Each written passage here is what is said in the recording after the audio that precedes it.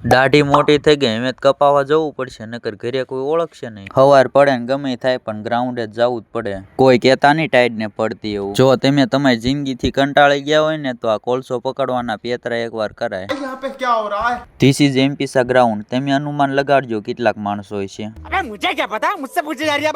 જય હનુમાન દાદા. પરસાદી રૂપે પાણીનો લાભ લઈ લેવી. સુરનગરમાં તમને બળદ ગાડા ન દેખાય પણ આવા ચીચોડા જરૂર દેખાય. ધીસ ઇઝ વીઆઈપી શિરામણ. આજના સ્પોન્સર અમાર વલ્લુ ડોન. જ્ઞાન દેતા અમારા રવિ કામળિયા.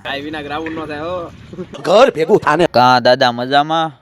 હવે આ ઢગો ધોવાનો હે પણ ઈ પેલા કઈક જરૂરી વસ્તુ લેતો આવું. એકચ્યુઅલી આના વગર કપડા ધોવાય છે નહીં. હારા કામમાં બહુ મોડું ન કરાય. પેલા હાથ ધોઈ નાખું નકર કપડા મેલ શોર્ટ છે. ધોતા ધોઈ ગયા હુકવવાની બહુ આળા ચડે છે. આજ તો બહુ મોટું કામ કરી નાખ્યું હોય ને એવું લાગે છે. મજા આવે તો ફોલો કરની કા હોની.